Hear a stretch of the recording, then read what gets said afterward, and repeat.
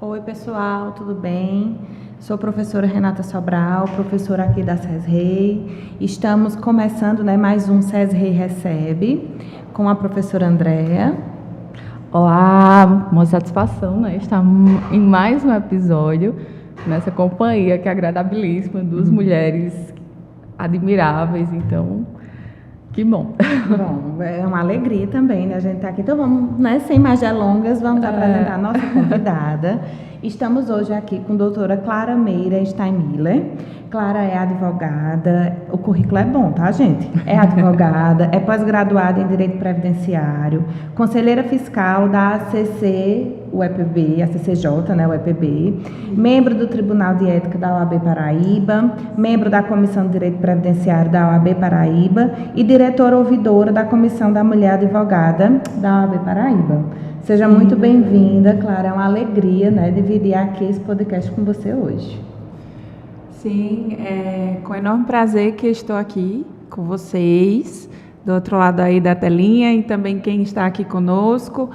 Agradecer pelo convite do professor Délio e pelas companhias das professoras Andréa e doutora Renata, que já conheço de longa data, fui sua pupila, minha orientadora. Não fala na Universidade Estadual da Paraíba, onde me graduei. E hoje estamos aqui dividindo mesa, é um prazer.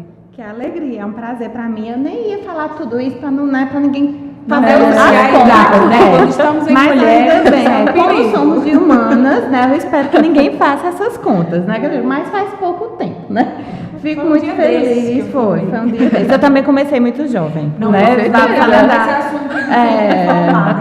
eu comecei a relacionar muito jovem, mas é uma alegria imensa dividir, e assim, como a gente fica feliz, e orgulhosa de ver uma mulher com representatividade, com destaque na área. E aí eu já vou começar, Clara, te perguntando como é que na graduação, se você desde sempre pensou em ser advogada, se já era um projeto seu, quando foi que surgiu, esse sinalzinho aí de que esse seria o seu caminho profissional? Por onde eu vou, eu sempre começo contando esse fato, e minha mãe sabe bem disso. Quando eu tinha 5 anos de idade, em uma das muitas indagações, questionei a minha mãe, que ela não era minha mãe, mas não era minha dona, porque quando eu perguntava o porquê de não poder fazer isso, eu tinha que ter uma resposta, e por que não era a resposta. Quando vinha aquela resposta, porque sou sua mãe, e aí eu dizia, é minha mãe, mas não é minha dona. Então veio dessas respostas, dessas argumentações, desse meu interesse pelo mundo da argumentação, e eu sempre pensei em fazer direito para advogar mesmo, para militar. Nunca me veio à cabeça fazer concurso, talvez para advocacia pública, mas assim foi talvez bem distante. Me apaixonei desde o início da graduação pela advocacia e principalmente pela advocacia previdenciária.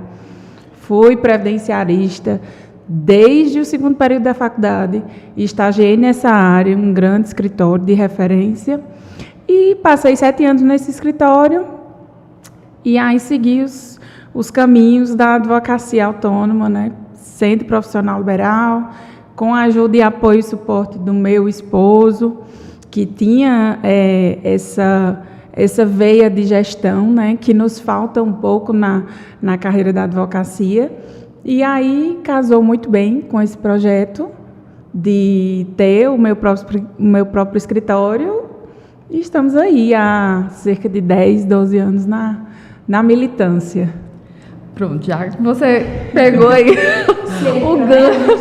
o gancho da minha curiosidade, justamente esse início e essa paixão, digamos assim, pelo direito previdenciário, assim, que foi que lhe chamou a atenção? Foi justamente o estágio?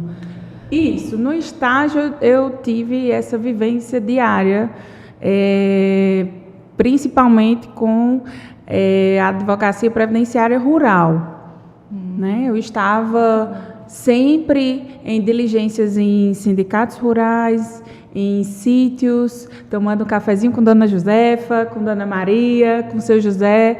Então, essa vivência do corpo a corpo, essa vivência de olhar nos olhos do cliente, nos olhos emocionados, do cliente, dizer a senhora está aposentada, o senhor está aposentado, eu acho que veio dessa troca, né? A minha paixão pelo direito previdenciário. E aí, ao longo desses anos, a gente vai abrindo os olhos também para outras áreas, vamos dizer assim, outras especificidades do direito previdenciário que a gente pode ir ainda mergulhando nesse caminho. Então, por isso que eu fiz a pós, né, pela ESA, em convênio com a Uninasal. Então, tive esse apoio também da OAB na formação pós-faculdade. E aí fui mergulhando cada vez mais no universo do direito previdenciário, onde estou até hoje, onde me encontro, onde consigo também passar um pouco do meu conhecimento para os alunos, para os jovens advogados. E é isso. Bacana. Eu sei que aguerrida ela é, né? Porque na época do TCC eu lembro que o tema, né, que você falou era a concessão da pensão por morte, né? Na época a concubina. Isso. E eu fazia Clarice, não vai vingar. Ela fazia, como você vai defender a concubina, né? O direito da amante. E era praticamente eu e Marília Mendonça.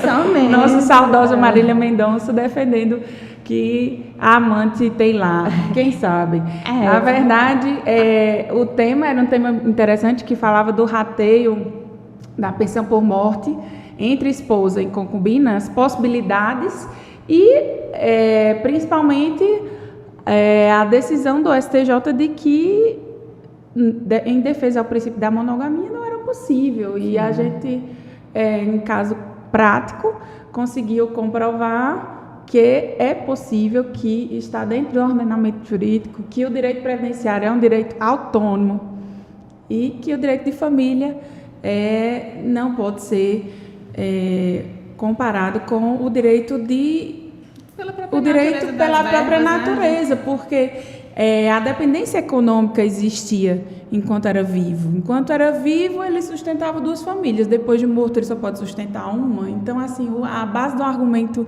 era essa, e é um tema bastante polêmico, mas que a gente encontra guarida no próprio INSS, que muitas vezes reconhece a companheira e não mais a primeira esposa, porque a primeira esposa tinha, nesse caso prático, somente o papel, e a companheira era quem estava com ele na lida diária, na doença e no óbito.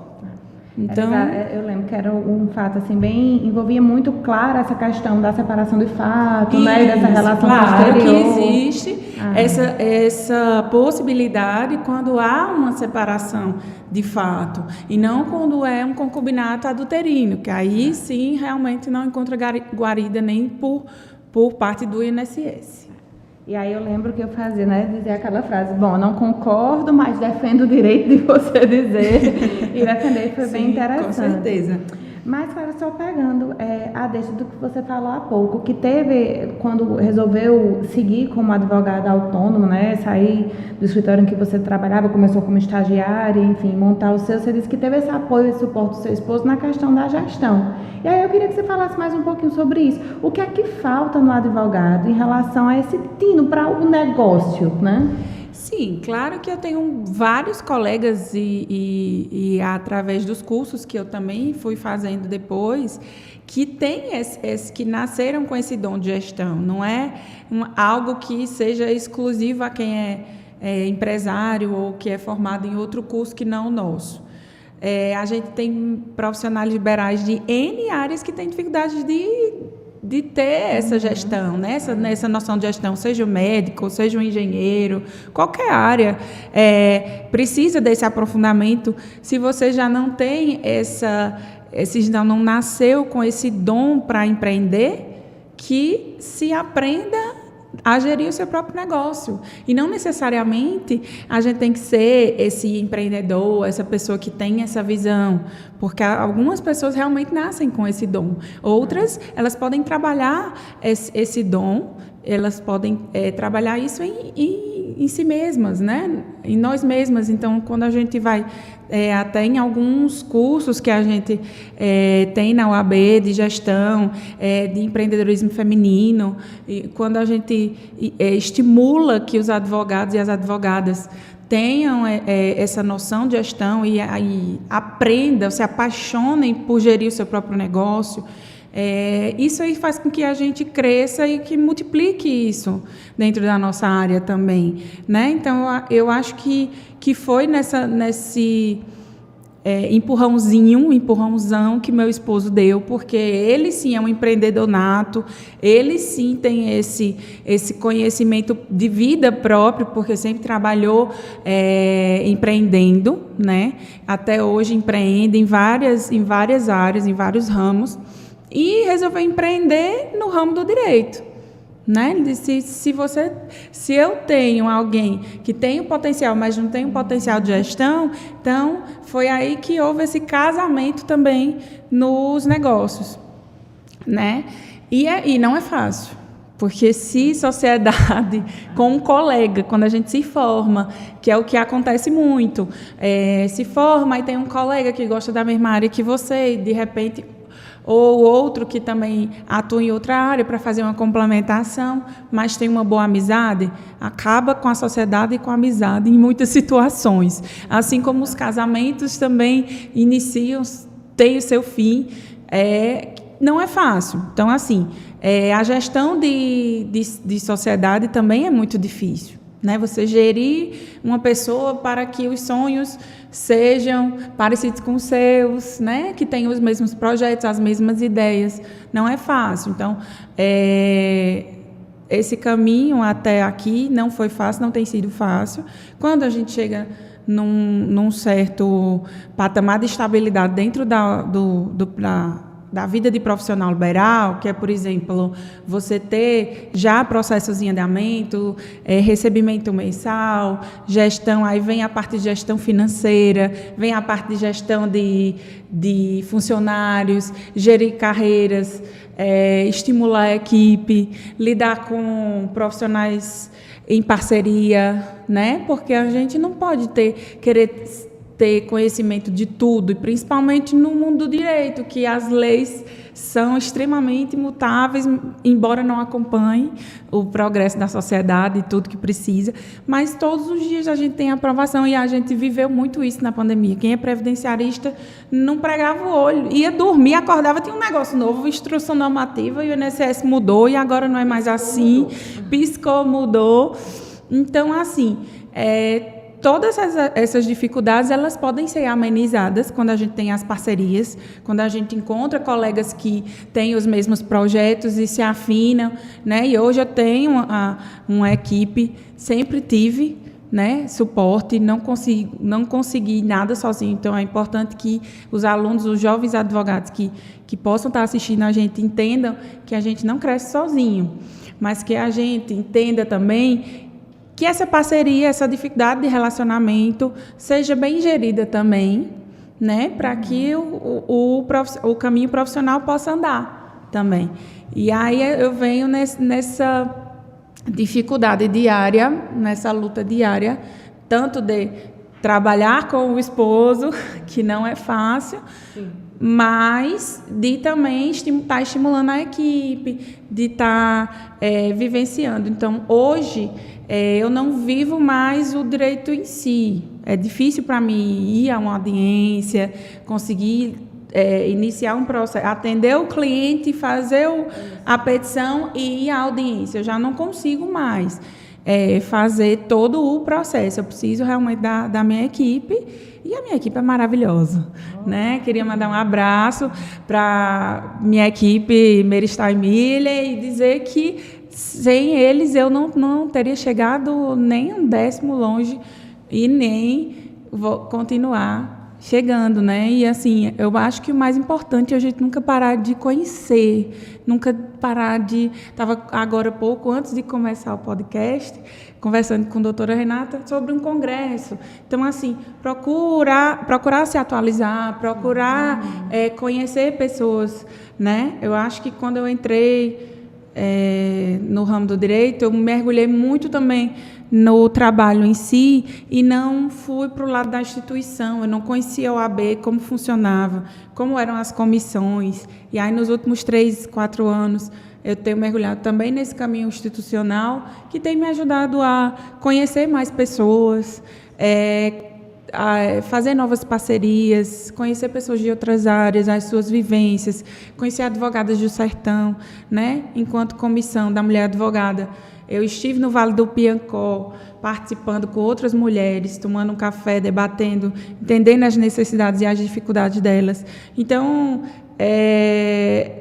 você cada vez mais ir procurando o caminho que te satisfaz e, ao mesmo tempo, fazer gestão da carreira e da vida pessoal, né? Porque eu acho que se você não tiver equilíbrio entre o pessoal e o que você realmente sonha, o que você quer, se você não tiver ciência do que você busca, eu acho que fica mais difícil. Então, como eu já tinha essa ciência desde antes da faculdade, do que eu queria trabalhar com pessoas, eu acho que foi isso mesmo que me levou para o caminho do direito previdenciário e para as comissões também da OAB, que é onde a gente consegue entender aí as dificuldades das colegas, tentar ajudar um pouco, e essa troca é que vai levando o barco. Bacana. Assim, eu vou fazer afunilando aqui as perguntas um pouco mais, digamos, acadêmica, né? Isso é uma dúvida, digamos. Eu acredito que muitas pessoas acabam reclamando, principalmente os idosos, digamos assim, né? Nessa demora dos processos. Eu faço uma requisição da aposentadoria e demora muito. A minha dúvida seria, existe algum tipo de reparação para esse tipo de demora na concessão, digamos assim, da aposentadoria? Isso, existe o retroativo, porque o tempo que o processo administrativo ou judicial demorar para chegar à concessão, dependendo do trabalho que é feito antes e do entendimento do juiz ou do INSS naquele processo, ele vai conceder o administrativo retroativo. Normalmente, no INSS, o processo que é deferido diretamente no INSS, ele já sai com aquele retroativo já na primeira implantação do benefício. Então, quando o senhorzinho ou a senhorinha vai receber a sua aposentadoria, ela vai receber o retroativo desde a data de entrada do requerimento. O que acontece muitas vezes é que se faz uma propaganda de que você não precisa de advogado, que de fato não precisa para conduzir um processo administrativo, porém, muitas vezes não se leva em consideração que aquela pessoa mal sabe escrever o nome, é um analfabeto funcional, e de repente procura uma pessoa, um terceiro, que não tem formação no curso de direito, que não tem conhecimento de direito previdenciário para realizar aquele requerimento, pensando que apenas juntar alguns documentos que constam no site do INSS que o benefício vai ser deferido a partir dali, em alguns casos pode dar certo, em muitos outros não dá certo. E aí é onde você pode perder retroativo, é onde você pode perder o cumprimento de uma exigência do INSS, deixar de entregar algum documento importante. Então, assim, o processo administrativo hoje, ele vem ganhando força no sentido de que um processo administrativo bem feito, um judicial praticamente ganha caso você não tenha esse sucesso já na via administrativa. Então, assim, quanto mais a gente investir em processo administrativo bem feito, até muitas vezes em parceria e com a ajuda da própria gerência executiva, do próprio INSS, dessas parcerias que são firmadas entre a OAB e o INSS, a doutora Renata, como presidente da Comissão de Direito Previdenciário de Campina Grande, ela sabe bem o que a gente está falando. Quanto mais a gente aproxima esse elo, esse relacionamento, mais pessoas vão ser beneficiadas dessa agilidade, desse trabalho que tanto as comissões de direito previdenciário, como as associações de direito previdenciário, Instituto Brasileiro de Direito Previdenciário, vem fazendo esse trabalho, né, na parte administrativa, justamente para diminuir o que vai para o judiciário. Porque hoje em dia, uma única vara chega a fazer mais de 12 mil perícias mês, né? E essas perícias, obviamente, que não vão ter qualidade. E muitas vezes, como que um médico vai conseguir em um dia só dar conta de 15, 20, 30 pessoas e ter a mesma humanidade que ele teria se ele atendesse 5, 6 pessoas? É impossível. Esses mutirões que estão sendo feitos na via administrativa, num dia de sábado. A gente que é da área, a gente sabe que muitas pessoas estão indo, mas estão sendo negadas porque não tem qualidade de perícia.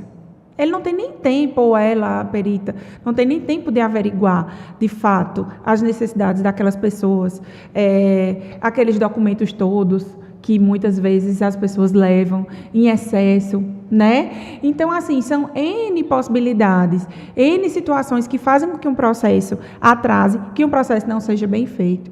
E aí, que esse relacionamento da advocacia previdenciária com o INSS, essa proximidade desse relacionamento pode beneficiar muito mais pessoas, no sentido também de desafogar o judiciário. E aí um processo administrativo que pode demorar, vai respeitar aquele retroativo da pessoa, e aí seria uma indenização, mas ela, na verdade, está recebendo o que deveria ter recebido quando requereu, desde a data que requereu. E essa demora, então, ela é respeitada através desse retroativo. Judicialmente também há a possibilidade de receber esse retroativo, claro que a depender de uma perícia médica, uma perícia social, que pode interferir nesse retroativo, em quantos meses ele será... Isso, exatamente. Se o juiz entendeu que a pessoa implementou aquele requisito na data da perícia médica, ou se entendeu que numa perícia social aquele idoso, naquele momento foi que ele comprovou o requisito da renda. Então, assim, os requisitos eles têm que ser preenchidos e aí o juiz também pode entender de forma diferente e modificar essa data. E aí cabe ao advogado avaliar a possibilidade de um recurso para tentar esse retroativo desde a data que ele deu entrada lá no administrativo ou não. Então, por isso que é importante as pessoas procurarem um especialista na área. E quando eu falo que cada macaco no seu galho, quando eu falo que é super importante a gente firmar parcerias, é isso. Eu não entendo direito do trabalho, então eu tenho uma amiga que entende. Eu não entendo direito penal, mas eu tenho uma amiga ou um amigo que podem fazer essa ação para mim. Então, se o cliente chegou no meu escritório, eu jamais vou dar uma negativa. Eu vou dizer, não trabalho com isso. Não. Eu atendo o cliente e encaminho para quem entende. Então, essas parcerias são super importantes. E não necessariamente a pessoa está ali comigo todo dia. Às vezes o colega está viajando, eu falo, estou mandando alguém aí para você. E a advocacia pode ser interessada, ou seja, você pode firmar uma parceria com essa pessoa e ela te retribuir financeiramente, como não? Então, são esses vínculos que a gente vai firmando, esse tipo de conhecimento que a faculdade não nos traz, né? São as experiências mesmo do cotidiano, mas aí vai ter gente que vai se formar, vai entrar no seu escritório e não vai sair de lá. E aí é nesse momento que muitos se desestimulam. Então, assim, eu estava outro dia conversando com uma colega da época, de 51 alunos que começaram na minha turma, hoje eu conto nos dedos quem é que continua e que permanece na advocacia. Na militância mesmo, né? Exatamente, na militância. Muitos ficaram só na parte da acadêmica, só como professor, não tem um escritório ativo. Outras mudaram totalmente de área. Outros passaram efetivamente em concurso porque fizeram o curso de Direito já nesse pensamento do concurso. Então, assim, realmente, para quem quiser advocar, para quem quiser vivenciar a advocacia, é muito importante entender que o seu colega, de repente, não é o seu concorrente. Aqui eu estou diante de uma concorrente maravilhosa. E o que é importante para a gente? A gente entender que o nosso concorrente, ele nos fortalece. Exatamente. Eu sempre costumo dizer isso, né? E aí, às vezes, até em sala, os meninos falam, a professora Aida nos macetes, que hora ou outra a gente fala, Sim, coisa claro. que vai corretar a nossa experiência mesmo. Eu não aprendi isso nos bancos da faculdade, mas aprendi no dia a dia e passo. E aí eu sempre falo para eles isso, eu acho que o mercado, ele enriquece quando a gente tem gente de qualidade. Então, quando a gente tem profissionais de qualidade no mercado, que a gente consegue, na verdade, se ajudar, Sim. e, por exemplo, ir até o INSS com um pleito legítimo, ir até a Justiça com um pleito legítimo, porque mostra, na verdade, que a gente trabalhou para aquilo, mas está encontrando um obstáculo, né? Eu acho que isso fortalece muito e faz com que todo mundo saia ganhando. Sim. Né? Eu acho Com que o certeza. mercado que nivela por baixo não é interessante para ninguém. nem para aquele que está ali com mais anos de experiência, porque termina que ele fica numa difícil situação até de precificação mesmo, em valorização do seu trabalho. Exatamente. Pegando o gancho da precificação, é muito importante. A gente não pode, como membro do Tribunal de Ética, é óbvio que eu jamais poderia estimular um colega advogado a tornar o seu escritório um mercado, ou mercantilizar a profissão. A gente não pode, a gente é impedido pelo nosso Código de Ética de fazer publicidade em alguns termos. A gente pode e deve fazer marketing, saber... exatamente, esclarecedor.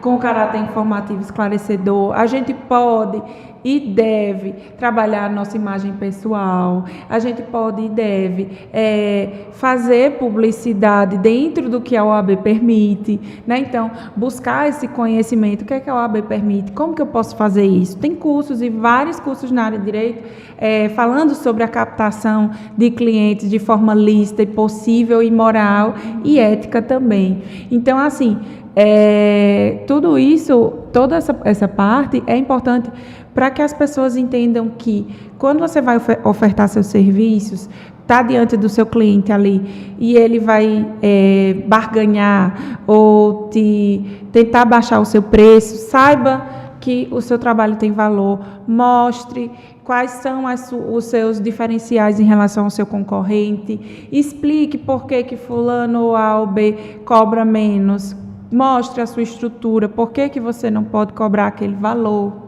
né? Como é o trabalho de fulano? Será que ele tem uma secretária? Será que ele paga aluguel? Então, enfim, tudo isso que vai dar o preço do seu trabalho, além de, obviamente, a sua qualidade técnica, né? Então, valorize o seu trabalho. Saiba o momento em que o cliente pede um desconto e que é possível, é viável a você ou ao seu escritório dar um desconto para o seu cliente na hora do pagamento final, né? Mas, sobretudo, saiba precificar e saiba se valorizar, porque quando a gente já começa a carreira sabendo o nosso valor, né? Lá na frente a gente não vai ter muita dificuldade com inadimplência e nem essa dificuldade de encontrar outros colegas que façam mais barato ou menos barato, porque a tabela da OAB está aí para isso, né? Para dar esse parâmetro que a gente precisa, né? Então, quando a coletividade, quando todos os outros colegas entenderem que existe um preço no mercado, né? Que está sendo praticado, todos vão caminhando para praticar aquele valor daquela forma naturalmente. Então, aí não vai precisar fulano cobra mais caro ou mais barato. Quando o cliente chega no escritório com essa conversa, eu falo, gente, é o seguinte, a gente vai entrar no shopping, a gente vai comprar uma roupa por um preço. A gente vai entrar no camelô no centro, a gente vai ter outro preço, porque aquela pessoa paga mais ou menos imposto. Então, assim, existem N argumentos que a gente pode estar levando ali no atendimento para o cliente que vão chegar nesse resultado que a gente quer, que é convencer o cliente que o nosso preço é justo e é amparado pela tabela da ordem, desde que seja de fato. Eu sempre acho que a gente precisa atrelar isso, até essa diferença mesmo de preço e de valor, né? E atrelar o seu valor, aquilo que a gente gasta, por exemplo, que é um investimento com pós, com cursos, com congressos. E essa questão que a gente faz sempre de aprimorar o nosso trabalho, ela precisa ser valorizada, né? Não é fácil a gente passar, porque a gente é um comércio, a advocacia é um comércio, mas é um comércio que não pode ser mercantilizado, né? Então ele tem uma peculiaridade ali naquilo, e eu acho que a forma que a gente tem é realmente fazendo esse diferencial, se colocando no mercado de trabalho como um profissional de qualidade, de excelência, e que principalmente vai fazer valer aquele direito, né? Como você bem falava no início, eu acho que não tem, sei lá, um retorno melhor do que a gente poder dar uma notícia de que agora aquela pessoa vai ter ali o seu sustento, né? E quando a gente fala dos benefícios que envolvem miserabilidade, a gente, quando está lá realmente no dia a dia e sente né, a necessidade do cliente. Eu acho que dar esse retorno é o que a gente pode ter de melhor. Né? E aí, claro, a gente conseguir atribuir essa experiência, esse retorno interessante, essa perspectiva de um bom trabalho, que resulta aí num deferimento, né? Passar isso para o cliente e esperar que ele valorize nesse sentido, né? Eu acho que é muito isso que a gente tem, não é fácil, né? Mas aí é muito bom quando a gente encontra gente no mercado que faz com que a gente consiga se sentir valorizado e nos valorize também, é como eu falo, sempre estar com um mercado pulsante. Né? Que não desiste, que não se desestimula. E nos desafie, né? A sermos cada dia melhores, a nos aprimorarmos, a não parar realmente de viver nessa constante evolução, né? Claro, assim, já que você falou com relação à publicidade, eu vou perguntar algo que eu acho bem atual, né? Porque hoje em dia a gente atrela muito essa questão do Instagram, tem uma página, a sua é ativa, ela é... Então, como o meu público 90% do meu público hoje não é um público de rede social, então essa parte do meu escritório a gente realmente não trabalhou, não vem trabalhando. Então, esse é mais um desafio que a gente se coloca desse ano para o próximo, para a gente realmente ter uma rede social mais ativa, porque justamente outras áreas do direito previdenciário nos chamam, e aí essas pessoas sim são públicos de rede social. E assim você pergunta, hoje em dia, quem não é? Mas realmente, como eu trabalho muito com o público bem miserável, então assim, pessoas que às vezes não têm um celular, então eu trabalho ainda caminhando, como que eu vou dizer, passo de caracol ainda nesse caminho do digital. Mas é algo que a gente vem martelando nesses últimos 2 anos, mais ou menos. E aí, assim, eu já vejo os jovens bem à frente nesse caminho, e eu acho massa, sabe? Eu acho super importante. Eu acho que é uma forma possível de você fazer captação, mas também tem que ter muito cuidado. Tem que ter muito cuidado, porque o advogado ele não pode patrocinar um vídeo que seja onde ele indique o número dele, o telefone do escritório, que se precisar de alguém procure. Então, esse tipo de frase não pode ser patrocinada, não é permitido, né, pela OAB. Então, tem alguns advogados que já respondem processos em outros estados, e aqui na Paraíba também, a respeito dessas infrações éticas já no digital. Então, assim, tem que ter muito cuidado e verificar o que é possível e o que não é dentro do mundo digital. Tem muitas possibilidades, né? E eu acho super importante começar, e eu já estou um passo atrás nesse caminho aí, confesso. Mas eu acho que o essencial é exatamente isso, saber dialogar com o seu nicho. Né? Quando você diz, eu tomava um café na casa de Dona Maria, é o seu marketing. Né? O café, a conversa, é a forma de chegar e você conseguir dialogar com o seu nicho. Eu acho que identificar... Esse nicho, essa identificação, ela é bem complicada, é bem minuciosa. Mas é aquele público que gosta de receber uma ligação no aniversário, que gosta de receber você para tomar um café. Eu ganhei o processo, então a gente precisa fazer uma galinha lá em casa para você. Então, quantas galinhas já não ganhamos? E até bode vivo. Um caso engraçado foi dessa cliente que veio deixar um bode vivo. Eu disse, minha Nossa Senhora, o que é que eu vou fazer com um bode aqui no centro jurídico? Crianças, né? Sem dúvida. Então, nessa época, eu não tinha os filhos ainda, era bem jovem e não trabalhava no meu próprio escritório, né? E a pessoa chegou lá, para a doutora Clara, esse bode, meu Deus do céu. Lá vai eu saindo do centro jurídico com este bode. Na verdade, conheci uma pessoa que tinha criação, né? Um outro cliente, liguei, falei, tem um bode aqui pro senhor. Mas o senhor, olha, não vem agora, não, deixa para vir de 5 horas, que é quando o outro cliente vai embora. Então, assim, é um carinho imenso que a gente recebe. É um carinho em forma de alface, de saca de milho, né? A gente fica milionário todos os dias recebendo milho, queijo, enfim. é uma forma de retribuição que o direito previdenciário traz, que outras áreas não trazem. Então, e eu me lembro de um dos primeiros honorários que a gente recebeu na unidade de queimadas, que o cliente, ele antes de conseguir o benefício, era um BPC, ele trabalhava consertando bicicletas e televisão velha, e aí ele nos pagou todo em nota de R$2, que era o valor do conserto dele, das bicicletas. A gente chorou quando a gente contabilizou aquele valor dos honorários na época, de R$5.000, em todo em nota de 2. E é emocionante essas vivências que a gente traz quando a gente lida com um público mais humilde. Então, assim, hoje que a gente trilha, de repente, outros caminhos que eu vinha conversando anteriormente com o doutor Délio, do planejamento previdenciário, da aposentadoria programada, das pessoas que já se programam, eu quero me aposentar com X mil reais. Esse público é desafiador para mim. Então, assim, de repente, a gente sempre buscar novos desafios, né? Sem nunca esquecer das nossas raízes. Então, de onde eu vim, eu nunca vou me esquecer. Como eu comecei, também não. Lá atrás, com meu esposo, batendo de porta em porta, e indo nos sítios, enfim.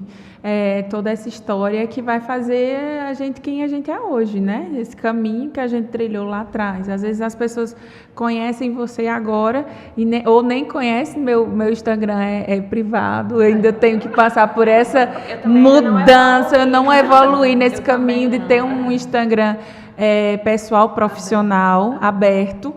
Então, assim, que as pessoas que te conhecem hoje vão dizer, como é que faz para ganhar dinheiro? Como é que faz para ter sucesso na carreira? Aí eu disse, gente, quando alguém souber, me conte, porque a gente não tem essa percepção de que teve sucesso, que tem sucesso, e a gente não deve ter, porque no dia que a gente entender que já chegou lá, aí acaba. O estímulo, né? Cadê o estímulo? Né? Então, eu não cheguei lá, não estou longe de chegar.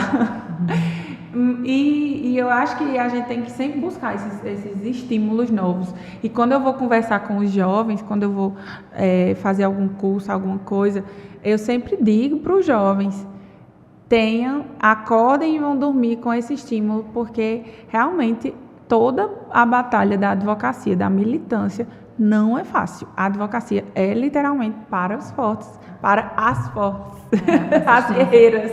E que bom, né? Que honra aqui estar com duas mulheres, conversando sobre direito previdenciário, que a gente sabe que é uma área que de início era muito fechada, mas que a gente consegue hoje atuar e se destacar, né? Uma alegria imensa. Com certeza. Antes de passar a palavra aqui para a professora Andréa para encerrar, eu queria agradecer a presença aqui no CDI Recebe, né? Uma alegria imensa dividir esse momento com você, suas experiências. Tenho certeza que a sua história ela é inspiradora, né, para nós, para os nossos alunos, e que daqui a pouco a gente possa encontrá-los como a gente está se encontrando hoje. Com certeza, né? perfeitamente. Que bom.